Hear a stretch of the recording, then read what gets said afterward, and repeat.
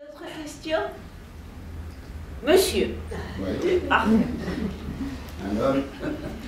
Je voudrais simplement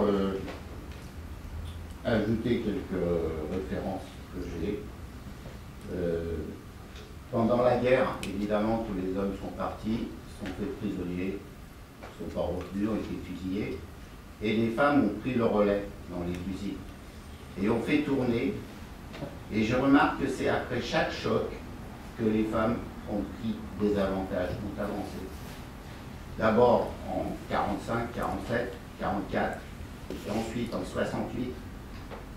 Et c'est à chaque fois qu'il y a un grand mouvement populaire, c'est là qu'elles prennent des acquis.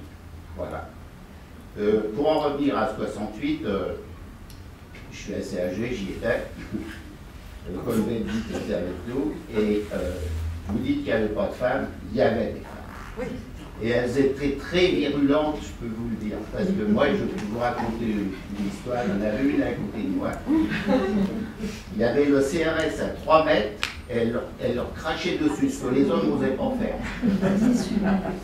Et croyez-moi, elles étaient très virulentes, et elles défendaient leur part du gâteau. Et franchement, là, elles ont pris vraiment des parts aussi. Elles ont réussi à se placer. Mais non, pas du tout. Mais pas du tout. Excusez-moi, monsieur. Je vous en prie. Quand j'avais 20 ans en 68, je peux moi vous aussi. dire, enchanté, nous sommes dans la même génération. Les femmes en 68, à Paris, dans le mouvement en province ailleurs, n'ont pris aucune part du gâteau. Les slogans, c'était le pouvoir au bout du phallus, à la Sorbonne, dans les faire. Dans les universités, elles Je ont peux pris vous des parts. assurer, quand j'ai une culture féministe, je fais des films depuis 20 ans. Je suis féministe aussi. Vous informer de des films, ça va enrichir votre idée. Écoutez, je veux dire une chose, je suis culturel. N'importe quoi, madame, je pense Non, que je c'est cite pas- dans la vie. pas- Non, on va dire que les femmes étaient.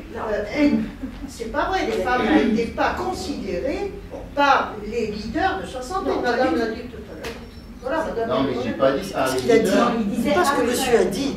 J'ai pas dit par les leaders. J'ai dit après, elles ont progressé grâce à 68. Je parle pas des leaders. Et à votre avis, pour quelle raison? Ça, c'est intéressant. Bah, à mon avis, je vais vous le dire, écoutez, bon, il faut quand même que je me présente, hein, je suis couturier, j'ai travaillé 50 ans avec les femmes, j'ai dirigé des ateliers de 60 femmes, je pense que je connais un peu le mouvement féminin. Et encore maintenant, j'ai une école. Pas pareil, Non, féministe, j'ai toujours été féministe, parce que chez moi, il y avait des femmes. Ah bon, c'est ça le féminisme? Non, là, c'est Non, mais je l'ai dit un peu, c'est normal. On a fait... Non, mais attendez. C'est normal. Alors, on peut aller loin. Non, allons-y loin. Moi, je suis quand vous voulez, où vous voulez, sur ce terrain. On dit Parce qu'il y a là, des ce que j'ai conclusions entendu. extrêmes. Monsieur Strauss-Kahn, Il faut le laisser. également, est un homme de gauche. Pas tout mélanger. Et sa femme aussi, est féministe. Vous voyez le résultat. Non, mais. Ah, désolé, Ça mais n'a rien voilà, à si voir. on va sur un terrain qui gêne, allons-y. Moi, Ça n'a rien à voir, madame. Je parle pas de Strauss-Kahn, moi. D'abord, moi, je vous en Bon. parle. non. Bon, alors, on Ça revient. gêne, c'est gênant. Monsieur, je vous en Les prie. femmes ont quand même évolué depuis 47. Elles ont pris des parts, elles se sont mises au travail, elles ont travaillé. Ce qui a libéré les femmes, à mon avis, je dis bien, ce qui a libéré les femmes, c'est qu'elles ont eu des parts de travail, elles ont gagné leur vie et elles se sont émancipées. Voilà, c'est ça qui les a libérées. Et à chaque fois, c'est dans les étapes où il y a eu un grand... Si vous avez fait 68, il y a eu un mouvement énorme, des grèves qui ont duré des mois et des mois, et il a fallu travailler. Et à ce moment-là, elles se sont mises à travailler, elles ont pris leur part. Moi, je vais vous citer ma mère. Pendant la guerre, on s'est trouvé tout seul, elle s'est mise dans une usine, elle a travaillé, et puis une fois qu'elle s'est mise à travailler, elle a dit au mari, moi je reste, je travaille, je rentre plus aux casseroles. Voilà, c'est comme ça que ça s'est fait. Très belle expression. Je rentre plus aux casseroles. Je retiens cette expression. Elle est magnifique. Merci, Non, mais- monsieur, de votre intervention. Je voudrais juste faire un petit commentaire sur ce que vous venez de dire. C'est tout à fait juste ce que vous dites. Il y a une espèce de revendication latente des femmes. Et il faut des brèches pour que ça se fasse jour.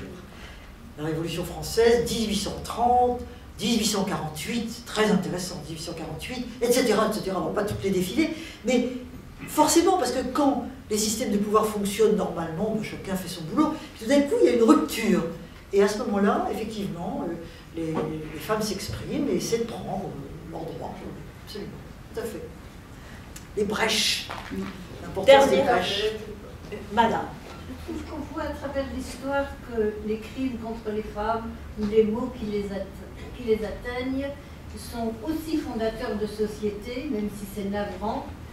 Pensons à l'enlèvement des Sabines, par exemple, que les progrès, ou communs ou particuliers à un genre. Et il me semble que les guerres ont permis de progresser à peu près dans tous les domaines, même de l'armement, même de la science, et qu'on ne peut pas, à cette occasion, particulariser les progrès des femmes dans tels domaines, parce que c'est comme le reste. Je crois bien qu'il y a une équivalence, et ce n'est pas des moments qu'on peut étudier seulement au bienfait des femmes, parce que, en effet, elles progressent, en effet, que des choses leur deviennent plus aisées, en effet, la pensée leur est plus ouverte, mais ça existe aussi pour les autres et dans des domaines très différents. Donc, oui, ça, ce que vous dites sur les guerres rejoint un peu ce que monsieur disait pour les mouvements sociaux, par exemple. Les guerres sont des brèches. Hein? Je vois une rupture là, enfin, oui. Je vois une continuité générale qu'il voyait comme un progrès féminin. Oui, c'est ça. Et c'est pas tout à fait pareil. Bon. Je sais pas, je ne sais pas si on est tout à fait sur la même longueur d'onde là, mais mettons la guerre 14-18. Oui. C'est ce qui se produit, ce que disait monsieur. Après, pour la plupart, oui. Les hommes sont rentrés, pas tous, mais les usines sont retournées aux hommes. Oui, souvent, mais avec une revendication des femmes, un peu comme votre maman, qui ne veut plus retourner aux casseroles. Donc, oui, il se trouve que les casseroles, on pourrait étudier si vraiment elles ont été abandonnées, par qui, combien, parce qu'il en a toujours existé. Donc, ils ont continué tous à manger et à faire la cuisine ou pas. Oui, mais quelle conclusion vous tirez de ça? Eh bien que quelquefois on voit des progrès où il y a simplement un mouvement général. Et ce ne sont pas des progrès du féminisme. Ah oui, c'est pas seulement des progrès des femmes, mais des progrès pour les femmes. Oui, mais oui, je comprends ce que vous voulez dire. J'espère. Oui, je comprends. Malgré tout, la question du rapport de sexe se pose dans ces progrès. Mettons que les guerres c'est compliqué de parler des guerres, parce que d'un côté, c'est vrai que les guerres sont souvent marquées par des progrès techniques, d'invention, etc. En même temps, c'est toujours des catastrophes humaines, des hécatombes. Vous avez 20 millions de morts en 14, vous en avez je sais combien pendant la Deuxième Guerre mondiale. C'est effrayant, mais vous avez raison. La complexité de l'histoire, qui est décidément quelque chose de pas commode à comprendre, c'est que on a à la fois des choses qui vont être considérées, qui sont des progrès techniques, etc., en même temps que des catastrophes humaines absolument épouvantables. Et au milieu de tout ça, les hommes, les femmes continuent leur chemin, leur rapport se modifie, alors les femmes prennent la place des hommes pendant les guerres, au lendemain de la guerre on leur dit retournez à la maison, il faut faire des enfants, elles disent mais non, je ne retourne pas aux casseroles, et il y en a une minorité qui justement s'affirme en disant je veux mes droits. C'est comme ça que ça se produit en général. Donc complexité de l'histoire. Merci. Je ne suis pas sûre que j'ai bien répondu qu'on fasse la différence, enfin qu'on ne fasse plus plutôt, entre des guerres gagnées et des guerres perdues. Autrefois, une guerre perdue, même pour les femmes, pour les femmes de toute façon, c'était une catastrophe. On perdait. Mais les guerres gagnées, elles avaient quelque chose d'absolument positif et glorieux pour tout le monde. Les guerres gagnées se pêchèrent. Les guerres gagnées se pêchèrent. Oui, mais elles sont appréciées. Elles étaient appréciées, ce n'est plus le cas. On ne les gagne plus vraiment, on ne les perd plus vraiment. L'Allemagne s'est mieux remise que la France d'une guerre qu'elle avait perdue, alors qu'autrefois, c'était... Il ne faut pas être utopiste. On voit voit bien que les conflits sont pas prêts de finir, que des guerres, il y en a tous les jours, que souvent même il faut la faire. Mais ce sont quand même des catastrophes. Si on trouvait idéalement d'autres moyens de régler les problèmes humains, ça vaudrait quand même mieux que les guerres. Enfin, je dis une bêtise, là, une banalité, disons. Mais ça se paie cher. Même les guerres gagnées se paient très cher.